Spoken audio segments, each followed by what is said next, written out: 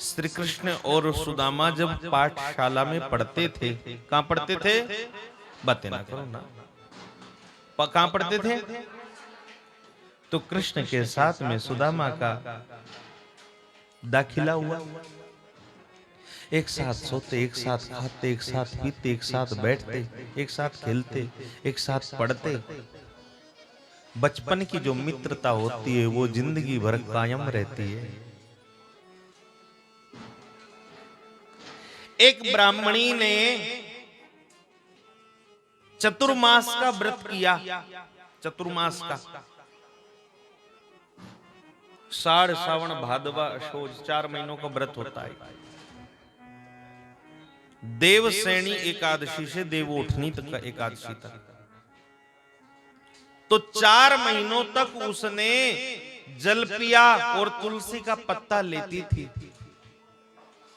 और रोजाना बड़ी भोली थी, वो एक एक चने को इकट्ठा करती। एक व्रत हुआ तो लाल पोटली में चना डाल देती थी।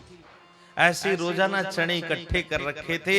बोले जिस दिन पारण करूंगी उस दिन मैं इन चनों को बना के खाऊंगी। वहां से चोर निकले, लाल पोटली में बंधे हुए टंग रहे थे छप्पर में। तो चोरों ने समझा कि हीरे हैं तो चोरी करके ले गए। जब अवंतिकापुरी उज्जैन में सांदीपनी महर्षि के आश्रम में के बाहर पहुंचे, चोरों ने खोल के देखा तो वो समझ गए कि अरे ये चने नहीं है, ये मणियां नहीं है, ये तो चने। तो उन्होंने वहीं फेंक दिया उनको। उधर उस ब्राह्मणी ने शाप दे दिया, जिसने भी मेरे चनों को चुराया है उसके घर में गरीबी आ जाए, और इतनी गरीबी आ जाए जो मेरे चनों को खाए उसकी औलाद भुगते। उस ब्राह्मणी ने शाप दिया। उधर सुबह का समय था।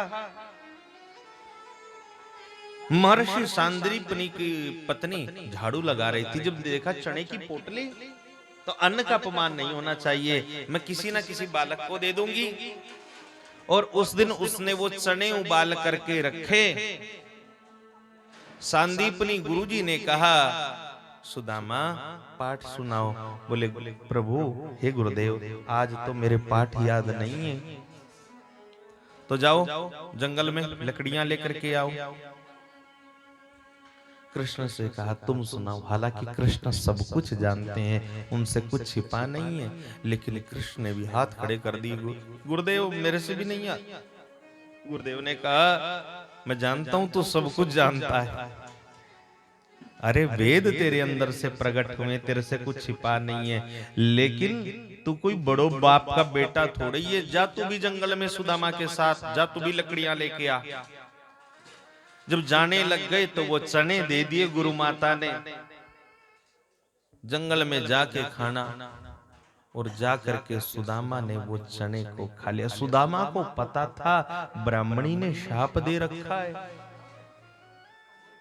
इसलिए अकेले खा लिए, क्योंकि कृष्ण को खिलाए बिना सुदामा कभी खाते नहीं थे। लेकिन आज चनों को अकेले खा लिया। क्यों? जो गरीबी आए वो मेरे ऊपर आ जाए, मेरे मित्र का, बाल मां का। तो बादल छाए जंगल में, ठंड का मौसम। आज कृष्ण को अपनी मां यशोदा की याद आई।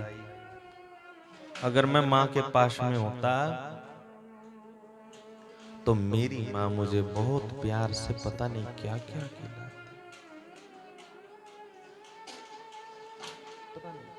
देखो भाई, मां के हाथ का भोजन भी एक अलग ही होता है। भोजन तो बहुत मिलते हैं, लेकिन जो मां के हाथ में आनंद होता है वो भी अलग ही होता है महाराज, अलग ही होता है। मां जैसी चूल्हे पर बैठ करके भोजन कच्चा पक्का जैसा खुला दे, उसी से पलता है आदमी। बोलो बोलो। तो सुदामा ने कहा, कृष्ण ने कहा कि सुदामा, गुरु माता को हमसे जरा भी प्रेम नहीं है। देखो तो सही, चने दे दिए। सुदामा, चने हैं? बोले नहीं, वो तो मैंने सब खा लिए। क्या सब खा लिया? मैंने सुना था मेरे भाग्य के भी तो दिए थे। बोले हाँ, वो भी खा लिए। ये तूने क्या कर दिया सुदामा? देखो एक दो चना बचा होगा पोटली में। सुदामा ने कहा भगवान मैंने सब खा लिए, एक वो दो भी नहीं बचा क्या? बोले ना, जरा सा भी कुछ भी नहीं बचा।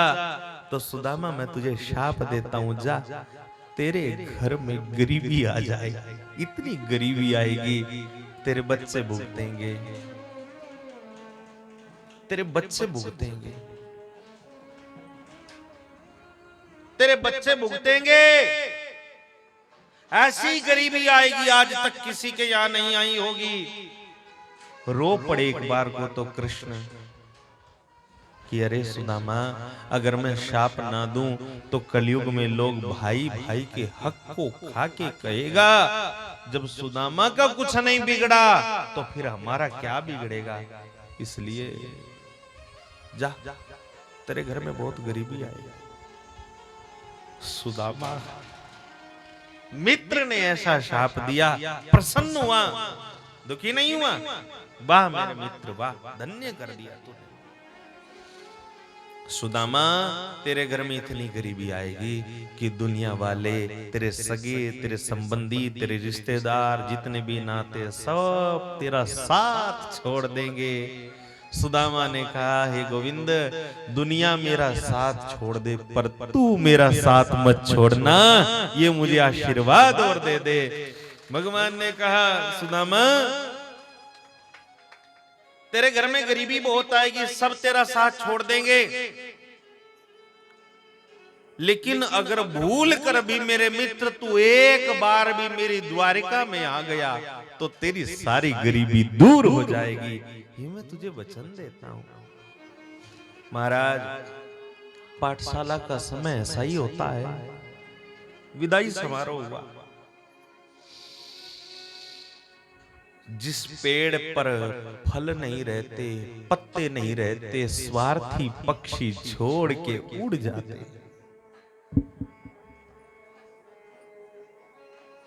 जिस राहगीर के पास में धन नहीं रहता, पुसली छोड़ के चली जाती। ऐसे ही विद्यार्थी भी पूरी विद्या अध्ययन करने के बाद में पाठशाला को छोड़ देता है।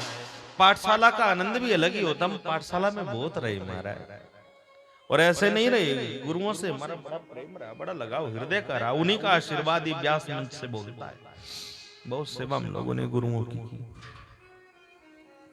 पाठशाला को छोड़ करके कृष्ण तो द्वारिका का राजा, और सुदामा ने एक ब्राह्मणी से विवाह किया, उसका नाम सुशीला। विवाह के समय पर बहुत हृष्ट पुष्ट, बड़ी सुंदर, 4 पुत्र उत्पन्न हुए, लेकिन घर में गरीबी ने पांव रख लिया। ध्यान देना सज्जनों, ये गरीबी बहुत बड़ा अभिशाप है, बहुत बड़ा। मैं तो कहता हूं कृष्ण सब कुछ सबको देना, लेकिन गरीबी मत देना। गरीबी बहुत बड़ा अभिशाप है। गरीबी भरा जीवन भी एक प्रताड़ित जीवन होता है। सुदामा के घर में, ध्यान से सुनना, गरीबी ने पांव जमाया। सुशीला के पास में 2 साड़ी थी। कितनी? एक को धो देती, दूसरी को पहन लेती।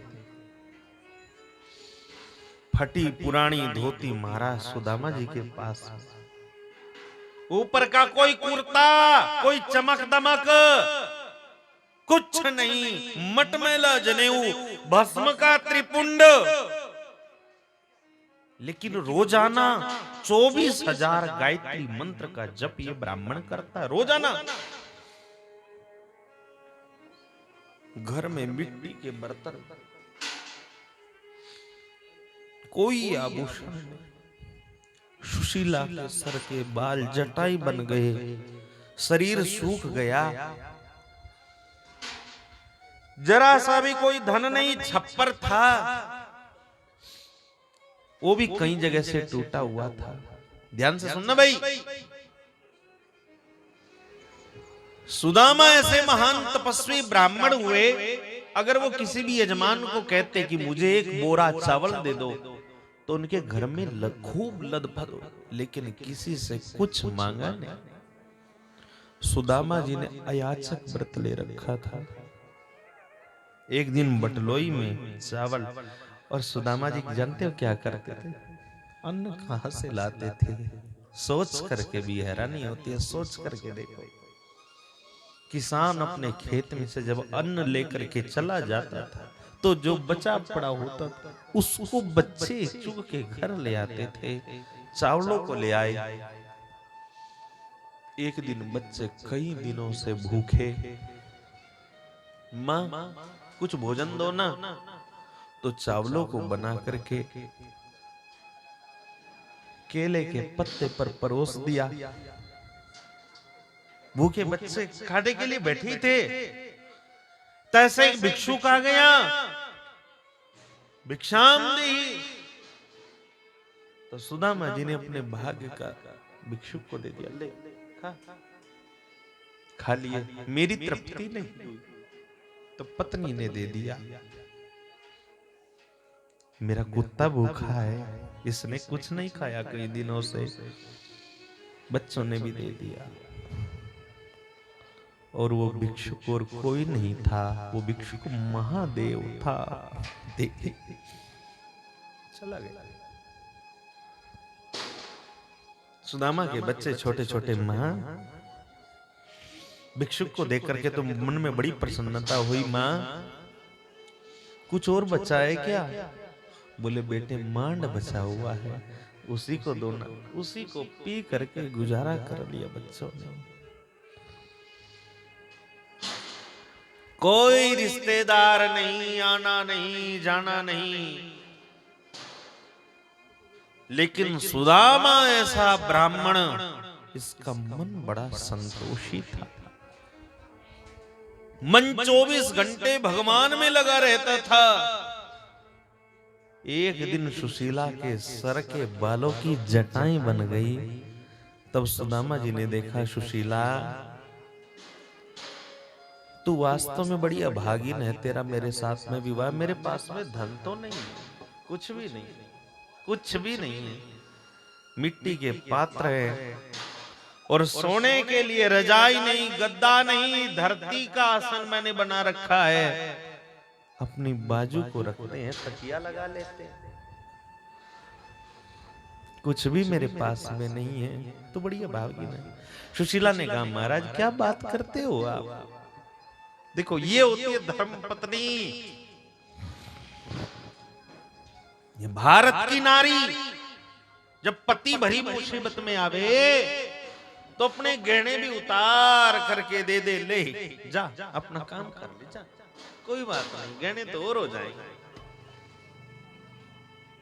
भारत की नारी की क्या विशेषता करूं? महाराज गरीबी बड़ा एक अभिशाप है,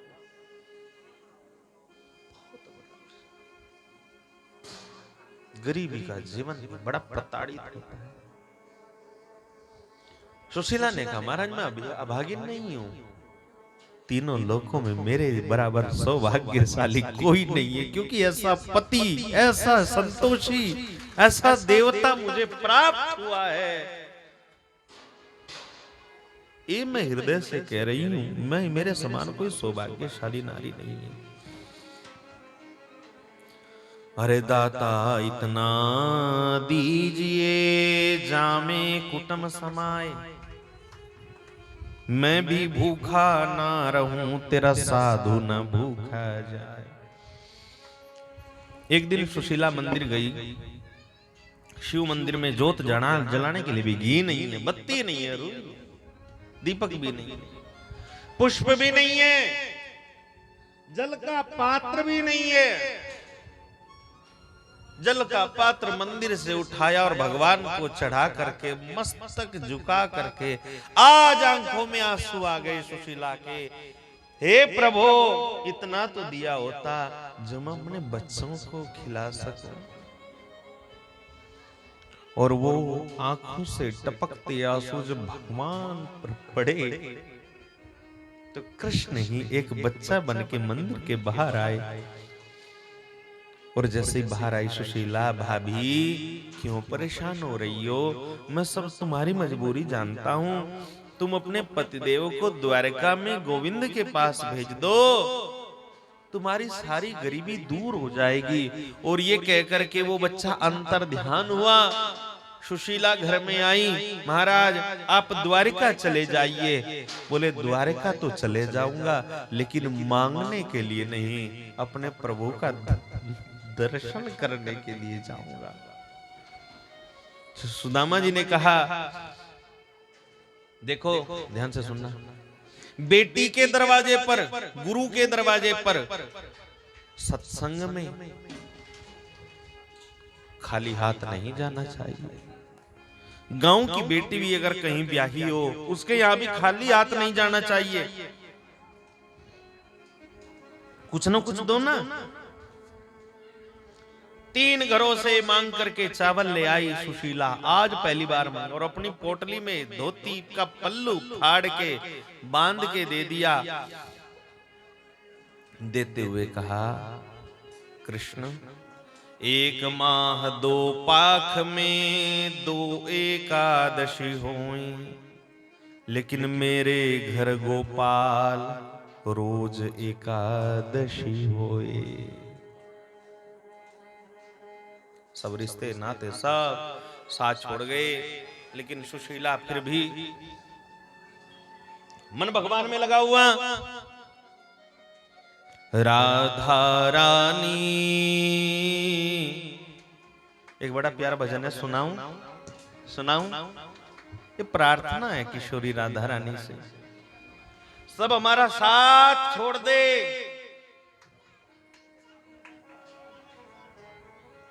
पहुंच गए शमशान तक, चिता पर रखा शरीर, धू धू करके अग्नि जलने लग गई, सब चल दिए। उस समय वो आत्म तत्व कहता है सब छोड़ करके चल दिए, लेकिन राधा रानी,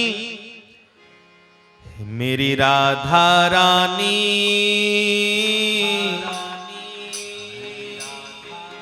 मत जइयो तुम दूर, मेरी राधा रानी मत जइयो तुम दूर, हे मत जइयो तुम दूर स्वामिनी, मत जइयो तुम दूर, हे मत जइयो तुम दूर स्वामिनी, मत जइयो तुम दूर, मेरी राधा रानी मत जइयो तुम दूर, मेरी राधा रानी मत जइयो तुम दूर। जय हो।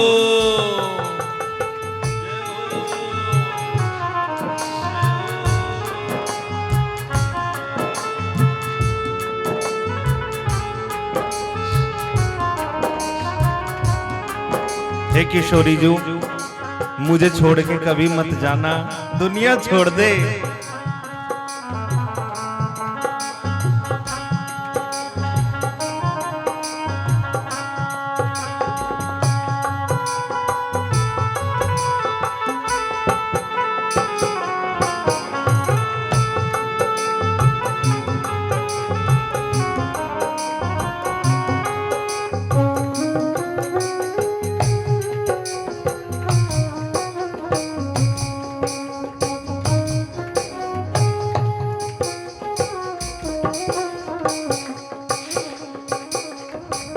हे मन ना भटके चित ना चटके, वाणी में रस भर दो। मन ना भटके, बोलो, चित ना चटके, वाणी में रस भर दो, वास दो मुझे श्री वृंदावन, और गति सब हर लो। वास दो मुझे श्री वृंदावन, और गति हे रहे बरसता सब पर लाडली, रहे बरसता सब पर लाडली, कृपा कोश भरपूर, कृपा कोश भरपूर। इसलिए बोलो राधा रानी मत जइयो तुम दूर, मेरे राधा रानी मत जइयो। इस लाइन को मिल करके बोलो। एक झलक की आस लाडली, बरसाने ले आई हो। एक झलक की आश लाडली, बरसाने ले आई, और तेरी कृपा कोर से दिल में बजने लगी शहनाई हो। तेरी कृपा कोर से दिल में बजने लगी शहनाई। हे उसी कृपा की एक नजर से, उसी कृपा की एक नजर से करती रहो मोहे चोर, करती रहो मोहे चोर। राधा रानी मत जइयो तुम दूर, मेरी राधा रानी मत जइयो तुम दूर। बोलो लाडली लाल की। सुदामा जी को दिया, सुदामा जी लेकर के चले। देखो सुदामा जी ने 40-42 दिनों से कुछ खाया नहीं है, और जैसे ही चले तो कह रही है, चलते चलते ध्यान से सुनना, जेठ का महीना, कड़कड़ाती गर्मी, धूप, पैरों में चप्पल नहीं है, कंकड़ चुभती है, तो प्रभु याद आते हैं। एक टांगे वाला आ गया, कहां जा रहे हो? बोले द्वारिका।